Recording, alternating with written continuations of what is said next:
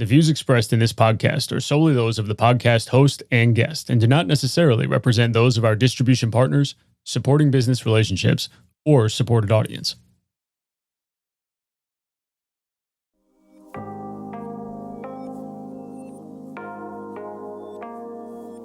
Welcome to Transacting Value, where we talk about practical applications for instigating self-worth when dealing with each other and even within ourselves, where we foster a podcast listening experience that lets you hear the power of a value system for managing burnout, establishing boundaries, fostering community, and finding identity. My name is Josh Porthouse. I'm your host, and we are redefining sovereignty of character. This is why values still hold value. This is Transacting Value. You've got to know individually your values separate from the relationship.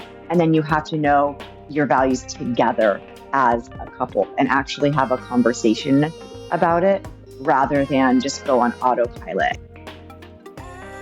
Today on Transacting Value, we're talking regaining identity after divorce.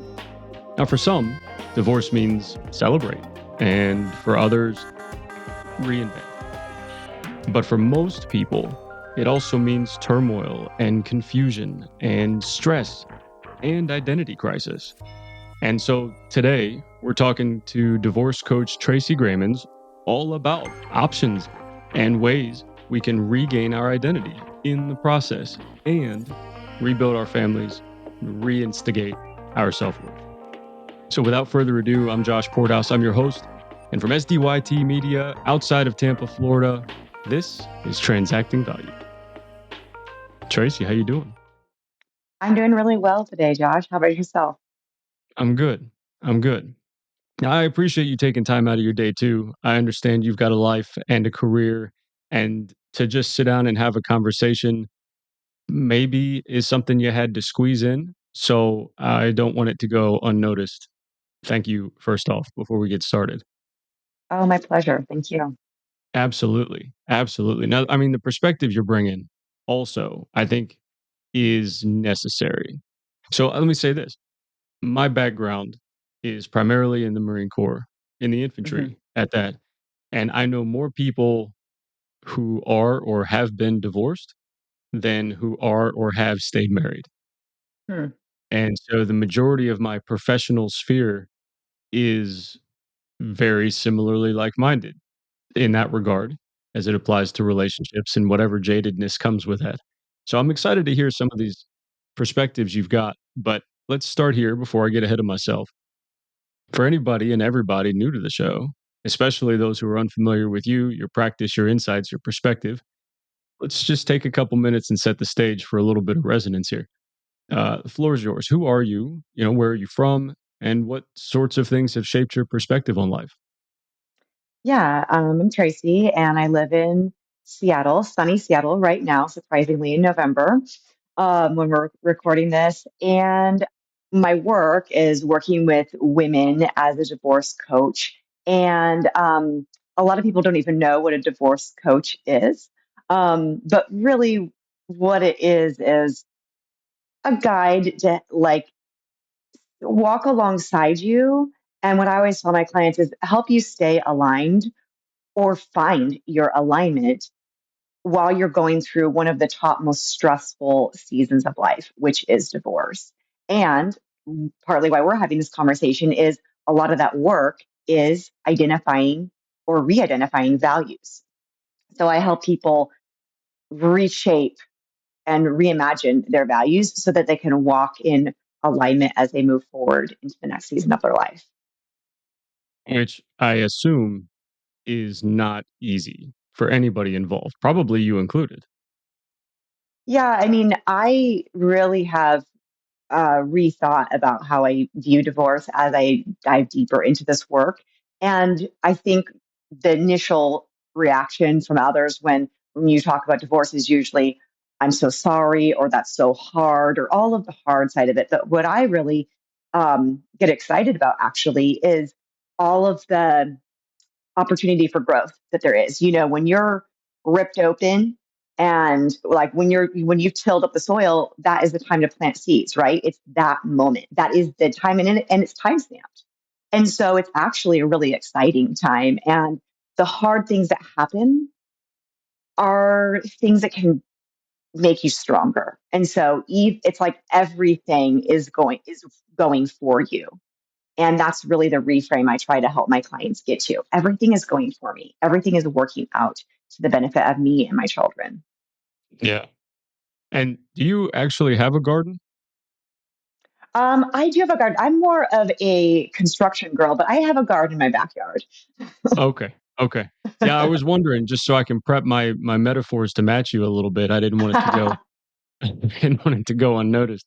But I do a lot of house renovation metaphors, like tear down to rebuild. That is a lot of where I go usually. But the garden one, it's just something that it's a good image, right? I like it. Absolutely. And from what I understand, actually, you did tear down and rebuild and redecorate and reframe everything that Yes. I'm seeing in the background, right? That was all you? Yeah. Yeah. I know no one could like see these, but yeah, I did this like full remodel of this whole house. Like everything you see here, Yeah. my hands have touched and created. Yeah, that looks really cool. That's got to be satisfying too. Oh my gosh. Yeah, and that's the thing. I think that so my other brief background is 5 years ago I went through my own divorce and in the Mhm. process purchased the home I'm in now that was set to be torn down. And it's like Oh, the wow. the beautiful metaphor of like anything can be anything can be restored and redeemed. Anything can be made beautiful. And as I was restoring and reimagining my life, I had a physical space to also transform, Yeah. and it was a good reminder that transformation is slow. And also when you start with a clear vision, you don't give up. You know where you're going. And so you just keep working and you go buy the drywall, you haul the concrete in, you rip out the flooring, like just the whole process. But you just keep going because you know every effort, every day when you put forth a little bit of effort, it is getting you closer to that goal. When you have clarity. But When in you the have beginning, you clarity, don't. You don't have anything. You may not even actually have anything. So, right? I mean, what then? Like you go from I don't know, a Monday where you're hearing I'll see you after work to Yeah, Tuesday, I'll see you in court. right. Everything there's always the moment where pre-moment everything seems okay to somebody. Chances are, usually Yeah, at least, that's the case. I think in some sense, the lucky ones know it's coming, yeah. but that's not always the case. And so if you don't have that clarity because of the stress, the overwhelm, the anxiety, the identity crisis, any of these other things, well, then you can't really start with a clear vision. So what has to come first in those cases?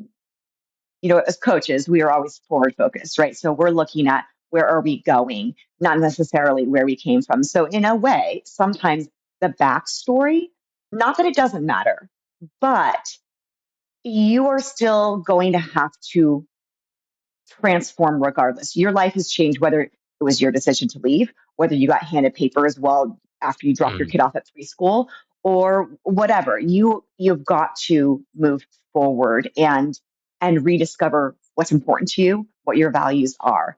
yeah, And so I don't like to get too caught up in whatever the backstory is because that can hold us back. Because what we're doing now is we're moving forward and we are growing. And so the step one is kind of like we untangle, right? I mean, literally in the first session I have with people, we sit down and talk about values. Say, what is important to you now? For me, in the beginning of my journey, the my three most important things, my values became one, my kids, and specifically time with them. So when I had my kids, all of a sudden, you're not with your kids every night. So when I had them, my value was I will always be with them. I'm not going to make other plans. I'm not going to squeeze something else in. I'm not going to say yes to an event. No, it's an automatic no. I can look at my calendar a year from now and I can tell you yes or no if I will do that thing. And then also for me, I just wanted peace. That became actually my core pillar of value. And I learned what it looked like for me and what it felt like. And mm, so all of my decisions ricocheted off of, okay, is this bringing me closer to peace or further away?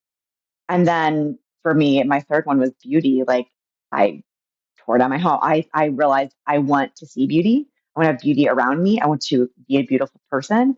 And so it actually really did start with remodeling my home.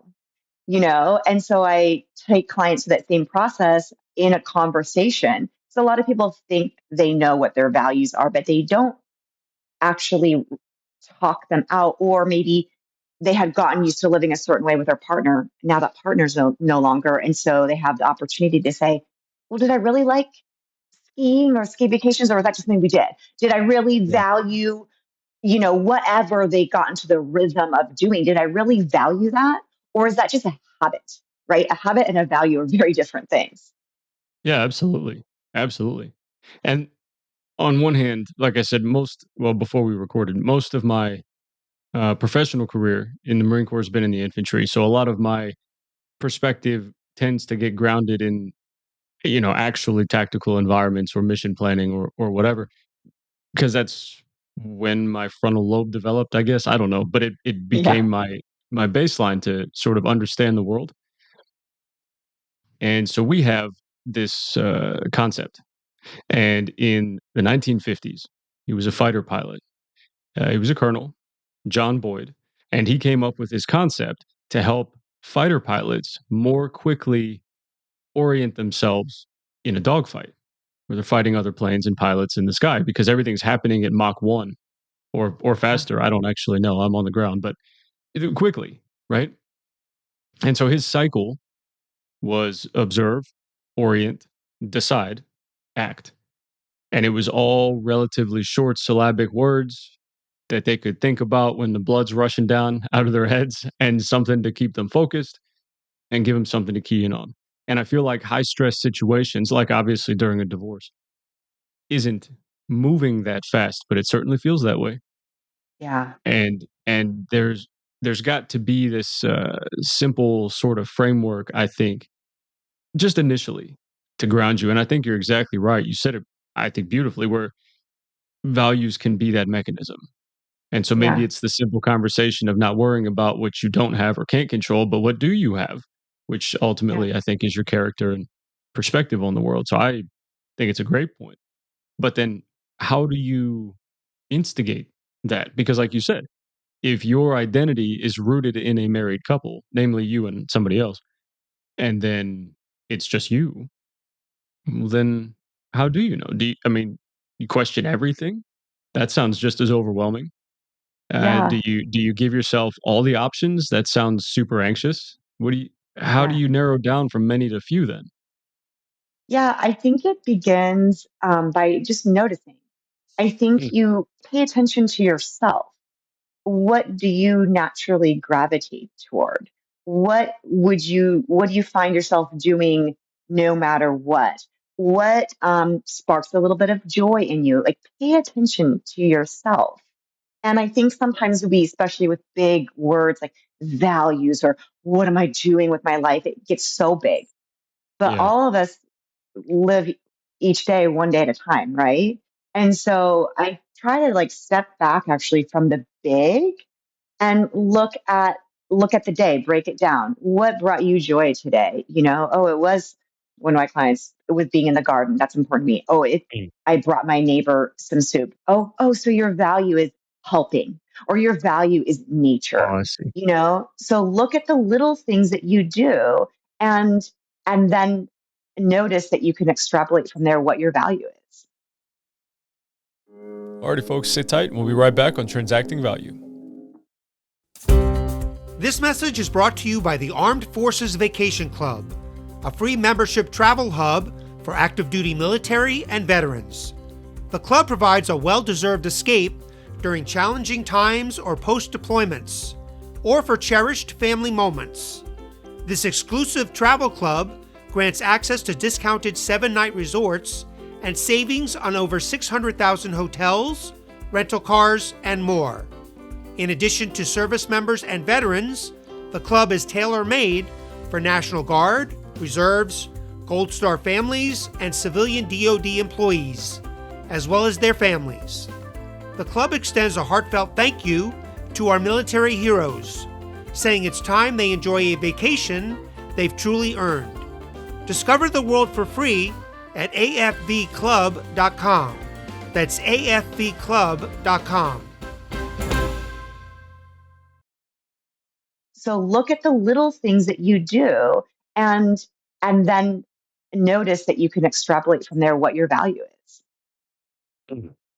Okay, so is it always rooted in some kind of now you got me doing the plant thing. Is it always anchored in some sort of action or activity identifying your values, or is it based on a perspective and thought process? I mean, where do you think, in your experience, maybe Yeah. individually or working with clients, do values come from?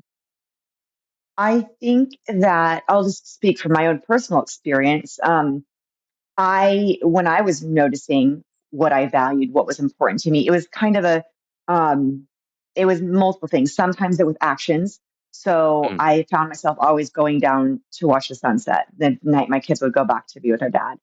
And what is that? That's a value of valuing nature, of valuing beauty, of valuing time alone, and of prioritizing just being and being okay with just myself. And so I noticed this activity that turned into kind of a core value for me of I'm someone who values time and nature, who values beauty. And then mhm. with kid stuff, that was more conceptual thinking. Okay, I have this new structure of time. How do I want to go about and, decide once? I'm deciding once when I have my kids, I'm not making other plans. It's already Sure. decided. I don't have to rethink. So I think that there's many ways you can go about it, but it just first starts with getting quiet and getting honest with yourself and just kind of noticing yourself. Is it the same concept or framework? I mean, you said, for example, after your divorce, you were able to see your kids. Well, after mine, I wasn't. We were in two different Mm, states mm. for years. So, actually, up until recently, within the last year. And so, we spent 5 years in a long distance relationship. Do you think it's the same framework then that you can, or can they shift and change depending on circumstance, or is it subjective to Yeah. time of day? I mean, how consistent are these values, do you think? Well, I think like in that case, like if you were my client and we were working, way, years ago when that first started, we would probably have a conversation around um your value of parenting and what being a father means to you. And we would probably talk something around saying, a family bond, a bond between a parent and their children is there forever.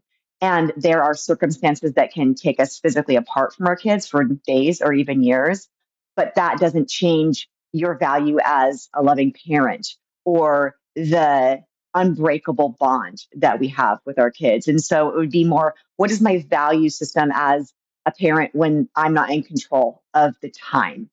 What am, because you are in control of your perspective. Yeah, sure. And so I guess that at that point, it would be relatively subjective to changing factors or whatever opportunities presented themselves to reevaluate if necessary. Yeah. Yeah, so it would just be more, I mean, that kind of shifts a little bit more to mindset work, which is also a big part of, the divorce process and certainly any transitional work that we do. But yeah, I mean, it all kind of dovetails together, your values, your mindset, and then your strategies to enact and live by your values. Okay. Well, so let me challenge that point for a second then, because I thought I knew, at the time, actually, about 5 years ago, I thought I Yeah. knew at the time, okay, well, this is, what I value. This is how I see the world. This is how I Hmm. prioritize whatever inputs are happening around me. And I think initially I felt communication was important and authenticity was important. I'm not sure I really knew what they meant or to what extent I thought they were important, but I remember thinking something similar. My point is, then I filled it with work. I found crutches and coping mechanisms and other options because even though I recognized those things, I'm not entirely sure they were grounded in much of anything, let alone anything productive. It was circumstantially, as it's turning out, something that I just happened to try to whatever degree of effect. But then supplemented with whatever I was getting into. I go to the gym twice a day just to spend 6 hours anywhere but home. Yeah. Go out with buddies or drink or sit on the back porch or whatever, any number of things. Stay Yeah. at work late just because to And do was all nothing. this because you were avoiding that that pain of that transition or being away from your kids, or what was the root of all that? Well, that's an interesting question. I think in my case, what I was more avoiding was the overwhelm and honesty with myself about myself because I'd never thought about it. I mean, I spent Yeah. basically 30 years just doing whatever I had to do, whatever blue collar work, or after I enlisted, obviously it was all Department of Defense stuff, whatever they told me I had to do. And Hmm. there was never really any time or need to think about it because your focus is everybody else. And so I think that's what scared me the most initially. And then the overwhelm of, well, now I don't know how to do it or what to do or why I need to Right. do it. I'm fine. I'll be okay. It's Because not a is big that deal. because the anchor of your role was taken from you? I don't think I knew my role to begin with. I Hmm. think well, at least I don't think I recognized it, let alone knew it. It's not like Yeah. it was my fourth marriage or whatever. I mean, both my parents were divorced as well, so I really never saw or at least if I did see it, I never really recognized what that role could be. And maybe that Yeah. contributed to a little bit of my own comfort or complicity in the, I guess, grieving process. But it was easier because it was a routine to just cope and swap and supplement with work or staying busy or whatever because I didn't know how to slow down, which also probably directly correlated to the divorce, but Yeah. and and everything that went with it because we were on different planes conversationally, uh, cognitively. I was way behind where she was. She was more Yeah. concerned with the family and focusing on these types of quality time things. I was like, well, I'm more focused on providing and an income Yeah. and the stuff outside the family unit structure, and I assume that's pretty common though. Hmm. Is it? Yeah. Well, for sure. I mean, I think the most common cause of divorce when initiated by a woman is a woman tired of feeling alone and tired of feeling like she's doing it all, right? Where the male in a traditional male female relationship where the man is providing and feels like he's checked off the box and the woman is, got her list 20 items deep and she feels tired of feeling unsupported and the man gets kind of blindsided because he's like, but literally all I do is support you financially. And that's the disconnect, right? That leads to a lot of separation. Okay, so how do you communicate through it before the point then? Yeah, Before before divorce that, happens? Yeah, how do you work on communication and awareness and individual identity as a couple? yeah, I mean, I think that kind of going back to the whole root of your show is you've got to know individually your values separate Mm, from the relationship. And then you have to know your values together as a couple. What do we value? Do we value time apart? Do we value independence? Do we value togetherness? Like what do we actually care about and actually have a conversation about it rather than just go on autopilot? I think a lot of us just live in autopilot and mhm. then and we don't like to have hard conversations, or maybe we don't know ourselves. A lot of folks that get married real young, do you know what is Yeah. valuable to you? Do you know what's important? Oftentimes either you don't or you do and it changes. Okay, fair. So that's obviously a great point as well that it's normal. See, Yeah. because I think what I what I heard initially and then now also from you, people who get married young tend to run into issues sooner, because you're maturing faster than maybe you're ready for. But also, I think the other point to that younger reference is in terms of maturity. You just don't have the life experience to know you well enough, let alone to help somebody rely on you or vice Yeah. versa, How rely could on you? somebody else. Yeah, exactly. The A frame is Yeah. not strong enough. And Yeah. though then the top, I think, upper threshold to that comparison is, okay, well, now I'm never going to be ready, or how can I know that I'm ever ready? Will I ever be mature enough? The same reason Right. people don't have kids or don't want, that kind of Yeah. argument. So how do you know then when you're old enough to get married or When you're, mature enough to know, or is there a yeah. threshold? Yeah. I mean, I think that's just so individualized, right? I mean, Mm.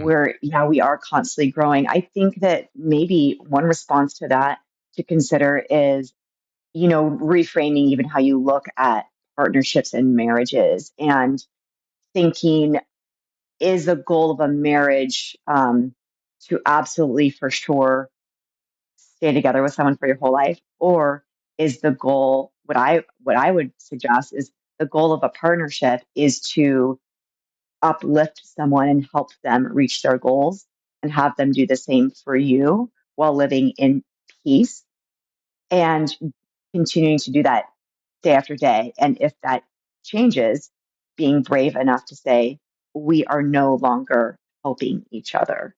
I think we just look at longevity as the marker, the hallmark for a good marriage, and then divorce as a hallmark for um, failure.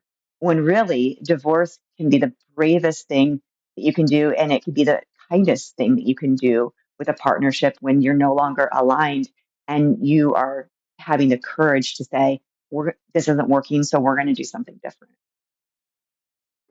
Alrighty, folks, sit tight, and we'll be right back on Transacting Value. Join us for Transacting Value, where we discuss practical applications of personal values every Monday at 9 a.m. on our website, transactingvaluepodcast.com, Wednesdays at 5 p.m. and Sundays at noon on wreathsacrossamerica.org/radio. Really, divorce can be the bravest thing that you can do, and it can be the kindest thing that you can do with a partnership when you're no longer aligned and you are having the courage to say, this isn't working, so we're going to do something different. Okay, well, then what's the threshold for that? Because For then what? is it the first argument? You're like, this isn't working, I'm out.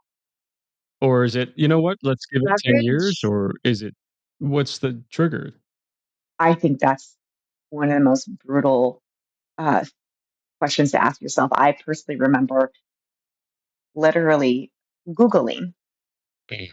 went on the internet. I was like, should I leave my husband? Should I leave him if I don't love him? I felt like I just, for so long, I had this just pit in my stomach of feeling like this isn't right. Like, this doesn't seem right. This doesn't seem right. This doesn't seem right. And I didn't, because I believed in commitment and marriage and sticking it out. And I had been told by society, relationships are hard. Just keep working. Just keep Yep. working. And that message was over and over and over. And finally, I remember my brother called me. He's like, Tracey, relationships require work, but it shouldn't be this hard. Mm. And I think that that is such an individual gauge of like, what is the balance of work? Meaning, I care for my partner, so I'm going out of my way to be kind, be supportive. That is work. It's happy work, right? Absolutely. And then the work of the dread. Oh my gosh, like if your body tenses up when they walk in the door, and that happens like for a month or a year or five And it's years. more subconscious than Yeah, conscious, I mean. Yeah. it's not about like a fight or this or that. It's like, are you you have to just be so brave and honest with yourself and determine, am I being aligned in this situation? And the average person attempts to leave 7 times before actually a relationship ends. So, and also Mm. what I personally experienced too is divorce is so hard that it is not the easy out. And you know this too. Like, divorce is very hard. It's brutal. And no one Mhm. would do it if the alternative was easier, right? We Sure. only step into it because it's such an upheaval of your life. And I'm no divorce advocate. I'm a alignment advocate. I am here to help people thrive. I'm not here to tell everyone to leave their marriages the minute they have a fight. Absolutely not. People come to me after they've already decided to leave their marriage, Mm. right? I Yeah. believe in partnership and commitment, but that thing I believe the most in is aligned, empowered, peaceful humans. I can appreciate that. And I think everything, and this is my personal opinion, I mean, everything stems from family Hmm. because it gives you at least a baseline, or should normally. There's exceptions to all of these things, but Sure. it gives you a baseline for trust and courage and communication, love, selfishness, and altruism, and all sorts of different things. And then the thresholds for those things. Is greed always bad? No, because I never one time got to get seconds when my younger brother was eating at the table with us. He did, though, right? I was older. I should, it's fine. Your brother needs to eat. He's a growing boy, like, Yeah. okay. But you learn, sometimes that's okay too. Yeah. And then other times when there's extra rolls, I'm not giving him any because he had it yesterday. So then you learn fairness Yeah. and greed or whatever there's all sorts of lessons you can learn, I think, in family is my point, but it's not always family of origin. Hmm. I think you can have families that you create over time, you and your friends, or in this example, I don't know how well you get along with your ex-husband.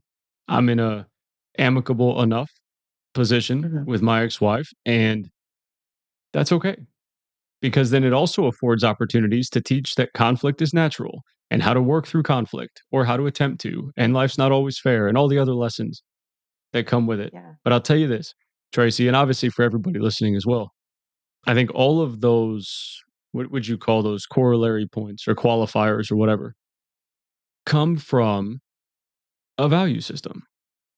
And so I'm curious because you didn't just make all this stuff up. In fact, you said when you sat down and thought about it, it was already there. So this is a segment of the show called Developing Character. Developing character. And it's two questions. It's entirely vulnerable or whatever as you want to be in depth to any of these answers. But I want to try to get the picture of a timeline here. All right. And see how things maybe changed or naturally over time influenced your perspective to be able to handle this maturely and in some sort of a self-controlled, regulatory fashion despite the chaos. So my first question is, when you were growing up, what were some of your values then or that you were exposed to or raised on? What was the foundation? So my foundation and my roots come from a Christian upbringing.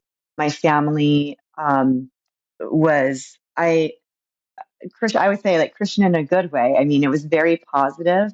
It was great community, and we had always lots of friends. Always doing a lot of service work. It was very wholesome, I would say, and Okay. also for sure that it was Christianity in and of itself isn't there's belief and faith, and then there's cultural norms, right? Or cultural beliefs. And those are not necessarily, even at the time, my values, and they are not anymore. But I think the thing that was a real value or was really ingrained in us was like this very evangelical nature to Christianity. Like, hey, Mhm. if you don't believe in this, you're done. So you're out. Yeah. You're going to hell. Oh, And I get Catholic guilt. Yeah. Yep. yeah. Yeah. And so as I reflected on that, what I was raised with in my 20s, I first tried to like quit God. I was like, I'm done with this. And I I think that was really kind of a turning point for me to own what I actually cared about. Right. And so Mm. for me, what I realized was that there's tenets and fundaments of that upbringing that I hold dearly. And actually, it's just one. It's just one that I really cling to, and is my foundation, which is we are all so loved. We're all just so loved, and I don't believe in a kind of man-made or culture-made belief system, a faith system, but I do believe in the energetics of the universe, and I do believe in love, and I do believe in that we are intentionally here. Yeah. That's probably the most important. thing that I took away from the upbringing. Okay. Well, then growing up over, I can probably safely assume the next few decades, then what about now? What are Mhm. some of your values now then? So now I think that, like I was sharing a little bit earlier, I didn't just get divorced and create values, but Yeah. I was like, now I know what I care about. But I mean, for me, I think it's really simple, right? I care about my family. I care about my friendships, and I care about my personal physical health Mm, and peace of mind. Those are the things. So if every day I'm being with my kids, I'm connecting with at least one friend. I connect with my friends every single day, a lot of them. And it's because it's so important to me. And I'm taking care of my body. I'm working out, I'm mountain biking, I'm doing whatever. And yeah. I'm keeping my mind peaceful by being in nature, being quiet, cleaning my house, my favorite peace inducing activity. You're like, you're just so obsessed with cleaning. Um, Yeah, if it works. those are things. I mean, I think it's simple, right? Like the how like we are talking about also earlier, each day stacked up makes our life. So Mm, when you try to keep your ingredients good and simple in your days, and that will make a good life. Alrighty, folks, sit tight and we'll be right back on Transacting Value. Tampa Bay. Sun kissed beaches, a thriving arts scene, and a community that embraces diversity. It's more than just a place to live, it's a lifestyle. At Porthouse Tampa Bay Realtor, I understand that finding the right home is about more than just square footage. It's about finding the right character, culture, and community. It's about finding a place where you can truly belong. Alongside a network of experienced marketers, inspectors, realtors, and lenders, we're not just experts in the Tampa Bay market. We are your neighbors, and we're passionate about helping you find the perfect place to call home. Follow along on YouTube, Facebook, and LinkedIn at Porthouse Tampa Bay Realtor. Porthouse Tampa Bay Realtor, where values start in the home. Each day stacked up makes our life. So mm, when you try to keep your ingredients good and simple in your days, and that will make a good life. yeah. Yeah, well, I think it can if you recognize what you have. Because Yeah. if you don't, I think it can be just as neglected or wasted or just omitted entirely because you don't know what you've got. The beauty that you talked about, the simplicity and the peace that you've been talking about. The more you thought about it, I'm curious, was that there before, or was it things that started to manifest the more you thought about it? You know what I mean? Was it always sort of resonant? You just didn't pay attention to it until you were able to slow down? Like my connection to beauty and peace or my need for that. Yeah, to some of these values you're talking about now. I mean, were they always there? You just didn't, smell the roses or something? I don't know. I do think, yes, I think that my perspective has always been rather similar. I think that when I speak of kind of rediscovering or redefining these values, a lot of it was just detangling from a really hard marriage for that decade of my life that it was there. So I would say I still even had all these things throughout childhood through the 20s, through my marriage, and then post divorce. I think I'm just more aware of them and Mhm. more define them and recognize as I get older, as we all get older, how important it is to talk about and define those things so that you can make sure that you're living by what is important to you. Okay. Okay. So is that a maturity consideration? You just, it'll make sense when you're older, get through it now, you'll be okay, get a job, I don't know rebuild your about life, and then slow down later? Or is that something you think, yeah, with enough conscious effort, you can piece this together and you can make it work and figure out who you are no matter your age or cognitive yeah, development or whatever. I think both. And I think that we Mm, always have access to self-awareness and paying attention to life, living in gratitude, those things that sound so trite but are so profound. We all Yeah. have access to that all. And I believe I did access that and lived by that along the way, you know? And with age, I think that you do get a richer perspective and you do have more gratitude and you realize how much more simple everything is. Like, or the things that are really important are the simplest things, right? Hmm. Being kind, spending time with people that you love, you know, being grateful, you know, being aware of the magic that's happening all around you. And so, yeah, I think it's a both and to that question. Yeah. Well, I can appreciate that. I mean, the experience alone of growing up and getting older, the experience alone is over time if you pay enough attention. And I think enough is a minimal degree of attention, but if you pay enough attention, Mhm. you can start to see the patterns. You can start to Yeah, see the events or the causation that led to some of them, or behaviors, actions, people, personality types, or whatever it is. And so yeah, I think it's easier to learn in hindsight because of those biases, prejudices, pattern recognition, habits of thought or action. But then yeah, what if you don't have it? I'm curious because, like you said earlier, plenty of people get married young and then get divorced young yeah. and then fall into a similar kind of relationship or with the same type of person, maybe all over again, just a different last name. Hmm. So what then? Because obviously, in that case, or generally, let me say that generally, then it wasn't recognized in advance to avoid it, to change some circumstance or some aspect or perception. So Yeah. what advice do you have then? Suck it up.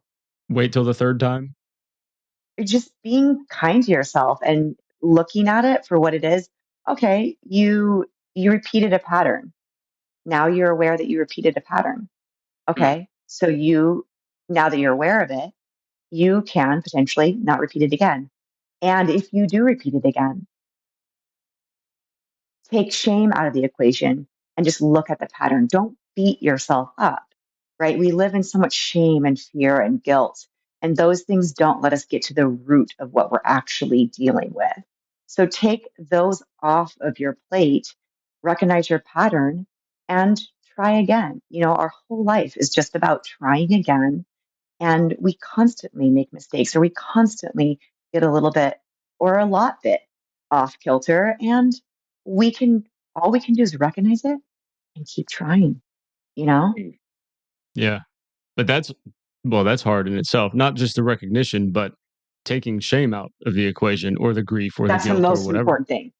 That is the That's most tough. important thing. Because think about it. This is just our garden episode. Think about your yard, right? It's got Okay. dandelions everywhere. You're going to go out there and you're just going to clip off the dandelions. And what is going to happen? They're going to grow back, right? That is what happens when you only deal with shame. Shame is a dandelion, right? You're like, I'm going to take it off. I'm just going to only live in shame, and you never get to the root. And it's just whatever is happening there when you're only addressing your shame. I'm so ashamed of that. I'm just self-loathing. Oh my gosh, I'm so embarrassed. And you only live in that, and you never go deeper. Then that same root is just going to grow another Mm. dandelion, another weed. You Yeah, but know, it's you've scary to got to go get to the deeper. root. It is scary to go deeper. That's tough. Yeah. Even if you're by yourself in your house alone, in your own head, not even out loud. Oh my Like, gosh. Your head can be the scariest place to be, right? yeah.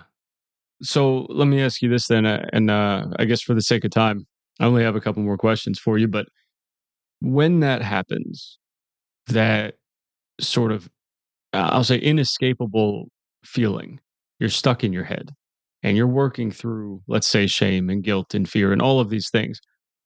I think you have two options: you fight or flight, and you say, "No, I'm not dealing with it," and then you just go about your way and it becomes what it is, or you do something about it to whatever extent, and maybe manage it better as the outcome. Are either of those options better than the other?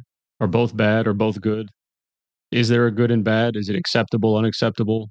What's your opinion? Because everybody gets there at some point. It's part of the grief process.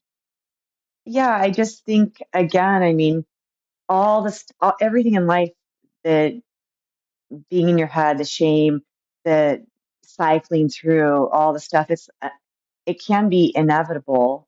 But I think that um, making it smaller is helpful. Like you're stuck in Mm, your head about a thing, and the I don't know if fight or flight, I could say, okay, what is better or worse? But I think just breaking it down and being like, well, what can I do? Is there a small thing I can do? And again, as best you can, being kind to yourself and yeah. not beating yourself up and just being like, just sometimes I just say out loud. I mean, I do this with my kids all the time. Hey, I got really upset and I shouldn't have done that. I was, triggered by this or whatever. I was dealing with this thing at work or this stressful situation and I let it boil over into my emotions and I'm sorry. But what I don't do is I don't like live in fear or live in shame that night, mulling it over. Oh my gosh, I gave Yeah. my kids a poor bad memory, right? Oh my gosh, because then I'm just pulling down my own vibration. I'm, Mm, lashing myself and that serves no purpose. How is that moving toward growth? So I think the more concise answer is just move toward growth in the smallest, simplest way you can imagine in that moment. Just move toward growth. mm.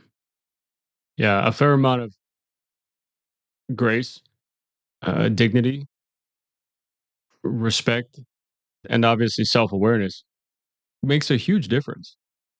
Yeah. I mean, it really doesn't take much if you're able and aware enough to say, I'll be okay. You probably will be, at least for that day, at least for that hour. Yeah. Yeah, Yeah. it makes a huge difference. So I have two more questions for you, and one is maybe a bit more personal. But of all of your experiences, then let's say personally or working with your clients, what has it actually done then for your sense of self, and how has it instigated your own self worth now that you've had time to reflect and process? I'm just really proud of myself. And so I feel really good about myself. I feel at peace. I think that's the biggest thing is I'm proud of how I'm living. I'm proud of how I'm spending my time. I'm proud of the alignment I've brought into my life with my values and my goals and the things that light me up. And Yeah, so I think really fundamentally, it's just led to a much more peaceful mind, like we were talking about just now. Like just my yeah. mind is at peace. Wow. Well, congratulations then. I mean, that in itself is a huge accomplishment, but in spite of It everything else, is. especially. Yeah. Yeah. Wow. Well, okay. So my last question then is for anybody that wants to get in touch with you or talk to you as a coach or Yeah. hear more of your story. Like, where can people go? How can they get in touch with you, or what are some options? Yeah. They mainly can just go to my website, traceygramenz.com. And that's where you can book a call with me. I have free discovery calls. So I love to jump on a 15 or 20-minute call just to see where you're at, you know, Mm. and it's so great to just hear someone else's voice and have someone offer to walk alongside you. So that's what I do. If you want to just like see pictures of my kids and me on a mountain bike, you can look at my Instagram at Tracey Gramenz. But most of my business life is just through me directly on my website. But yeah, actually, I'm getting ready to build a cottage in the back of my house. So yeah, do follow me on Instagram, and I'll share a demolition and a Oh, really sweet. cool a little build on my other Yeah. side of my life. Yeah, Sick. Yeah, that'd be cool. yeah, That'd be cool. All right. Well, then, so for anybody who's new or unfamiliar with the show, depending on the player you're listening to this conversation on, there's a drop down arrow. You can click see more, you can click show more, and you'll see a description, the show notes, the content for this conversation. In there, you'll also be able to find links to Tracy's website and then now the Instagram, because I got to see how this cottage turns out. So that's going to be there. But you guys can get in touch with her there as well. Tracy, I love the conversation. I actually wish we had more time. It was really cool to get to know you. Super awesome to feel out your perspective, but then learn some things along the way. I really enjoyed it. So I appreciate it. Thank you. Likewise. Thank you, Josh. Of course. Now, saying that, for anybody listening to this conversation, if you want to find any of our other conversations, you can go to transactingvaluepodcast.com. You can click to see all of our seasons and other episodes. You can leave us a voicemail, and that includes any feedback you've got. If you want to send an audio file via voicemail on our website to Tracey, you can leave her one and we'll forward it along to her as well. You can give her feedback. You can give her encouragement. You can ask her questions. Totally cool. Not a problem at all. Guys, I appreciate the opportunity and for you guys to stay with us, listen to the conversation. Everything was absolutely great from my opinion and my perspective. Tracey, thank you again. To everybody else, until we talk again next time, that was Transacting Value. Thank you to our show partners. And folks, thank you for tuning in and appreciating our value as we all grow through life together. To check out our other conversations, or even to contribute through feedback, follows, time, money, or talent, and to let us know what you think of the show, please leave a review on our website, transactingvaluepodcast.com.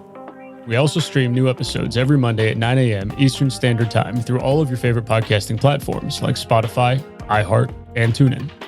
You can now hear Transacting Value on Reads Across America Radio. Head to readsacrossamerica.org/transactingvalue to sponsor a wreath and remember, honor, and teach the value of freedom for future generations. On behalf of our team and our global ambassadors, as you all strive to establish clarity and purpose, ensure social tranquility, and secure the blessings of liberty or individual sovereignty of character for yourselves and your posterity, we will continue instigating self-worth, and we'll meet you there. Until next time, that was Transacting Value.